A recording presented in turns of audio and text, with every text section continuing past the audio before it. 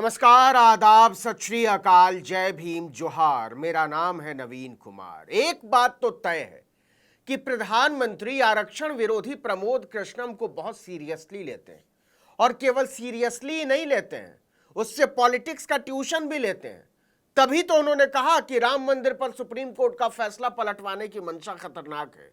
यह बात तो प्रमोद कृष्णम ने कही थी और कही किस आधार पर थी कि हमने ऐसा सुना है।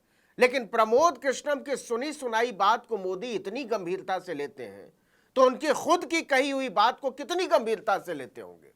और यहीं से सवाल उठता है कि मोदी दलितों, पिछड़ों और आदिवासियों को मिलने वाला आरक्षण कब खत्म कर रहे हैं, क्योंकि यह तो प्रमोद कृष्णम का सपना है जो उसने भरी सभा में मंच से जाहिर किया था। तो अगले महाकुंभ में यह प्रस्ताव आएगा कि भारत को जातिगत आरक्षण से मुक्त किया जाए। तो जवाब राहुल गांधी को देना चाहिए या नरेंद्र मोदी को देना चाहिए?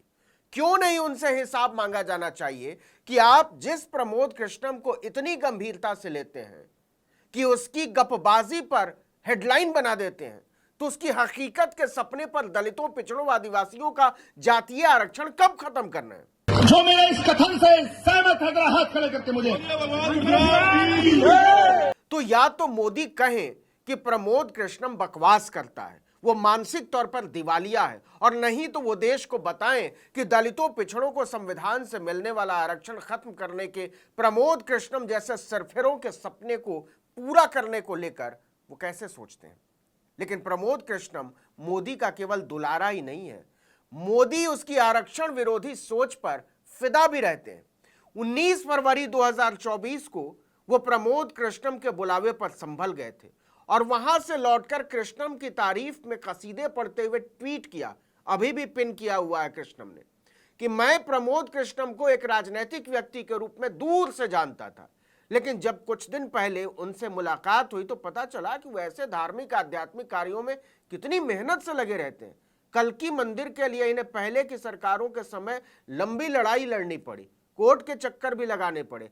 आज हमारी सरकार में वो निश्चिंत होकर इस काम को शुरू कर पाए। और जब मोदी प्रमोद कृष्णम की शान में ये पोस्ट लिख रहे थे, तब वो अपनी आरक्षण विरोधी सोच के लिए खासा बदनाम हो चुका था। कौन? कृष्णम। उसका सपना है संविधान की व्यवस्था को तबाह करके मनुस्मृति के आधार पर भारत की व्यवस्था कायम करना। बाबा साहब के जातियों के आधार पर दिए हुए आरक्षण को प्रमोद कृष्णम खुलेआम गालियां देता है, चुनौती देता है। तो आप विद्वान जन सोचो, फिर ये जातियों के नाम पर आरक्षण भारत को विभाजित कर रहा है। मोदी को संविधान और बाबा साहब की स्थापनाओं को नीचा दिखाने वाले प्रमोद कृष्णम की सोच बहुत प्यारी लगती है, न्यारी लगती है, सुहावनी लगती है, जो डंके की चोट पर ऐलान करता है कि दलित, पिछड़े और आदिवासियों को दिया जा रहा आरक्षण खत्म होना चाहिए और हर सूरत में खत्म होना चाहिए। तो अगले महाकुंभ में यह प्रस्ताव आएगा कि भारत को जातिगत आरक्षण से मुक्त किया जाए। प्रमोद कृष्णम का यह बयान बहुत चर्चा में आया था, लेकिन इसके पहले उसने अपनी गंदी सोच का और खुलकर इजहार किया था। प्रमोद कृष्णम जातीय आरक्षण खत्म करने पर ही नहीं रुकता, पिछड़ी जाति के नेताओं को गाली गलौज पर उतर आता है। हमला हम पर वो नेता करते हैं जो एक एक जातियों के नेता हैं। इसके बाद पिछड़ी जाति के नेताओं को औकात बताने लगता है प्रमोद कृष्णम, हैसियत की बात करता है।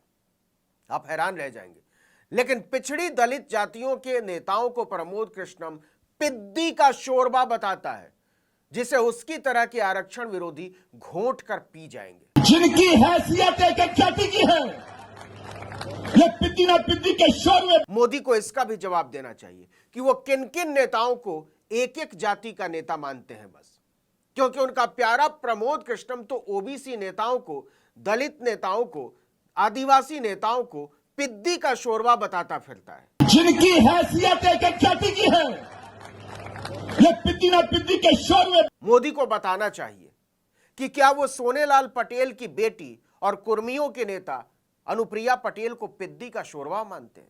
मोदी को बताना चाहिए कि क्या वो मांझी समुदाय के नेता जीतन राम मांझी को पिद्दी का शोरबा मानते हैं। मोदी को बताना चाहिए कि क्या वो राजभर समुदाय के नेता ओम प्रकाश राजभर को भी पिद्दी का शोरबा मानते हैं। मोदी को बताना चाहिए कि क्या वो निषादों के नेता संजय निषाद को भी पिद्दी का शोरबा मानते हैं। मोदी को बताना चाहिए कि क्या वो लालू यादव को, अखिलेश यादव को, तेजस्वी यादव को या जयंत चौधरी को पिद्दी का शोरबा मानते हैं, क्योंकि आपका प्यारा प्रमोद कृष्णम तो यही मानता है। जिनकी हैसियत एक जाति की है, ये पिद्दी ना पिद्दी के शोरबे। ऐसी सोच रखने वाले प्रमोद कृष्णम से अगर मोदी चुनाव जीतने के हथकंडे निकाल रहे हैं तो सोच लीजिए मोदी का वैचारिक स्तर कितना ऊंचा उठ चुका है। वो संभल में बैठकर लड़खड़ाते हुए मोदी को संबल दे रहा है। और क्या चाहिए जिंदगी में? हर बड़े नेता के जिंदगी में प्रमोद कृष्णम जैसा एक लंपट लाल होना ही चाहिए, जिसके आगे बड़े बड़े लंपट पानी भरे। याद कीजिए दीवार फिल्म का वो डायलॉग जिसमें अमिताभ बच्चन कहते हैं कि आज मेरे पास बिल्डिंग है, प्रॉपर्टी है, बैंक बैलेंस है, बंगला है, गाड़ी है, तुम्हारे पास क्या है? इसके जवाब में शशि कपूर कहते हैं मेरे पास मां है। इसी तरह अगर मोदी से आज कोई कहे कि मेरे पास नैतिकता है, सिद्धांत है, लोकतांत्रिक व्यवहार है, संविधान में विश्वास है, आपके पास क्या है, तो मोदी गर्व से बोल सकते हैं कि मेरे पास प्रमोद कृष्णम है। यही वाली ठसक भारतीय राजनीति में सबके पास होनी चाहिए।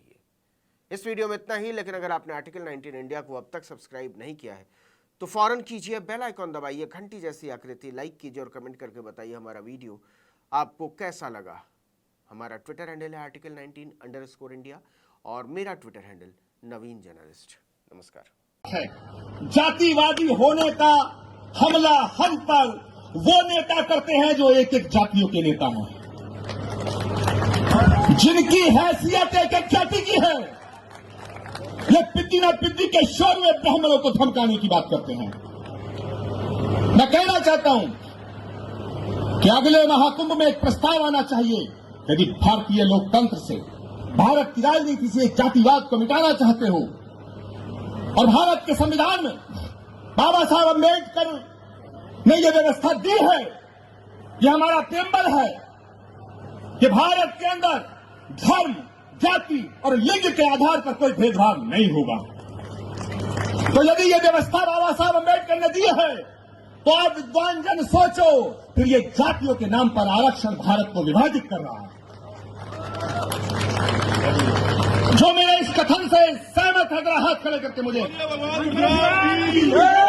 तो अगले महाकुंभ में यह प्रस्ताव आएगा कि भारत को जातिगत आरक्षण से मुक्त किया जाए।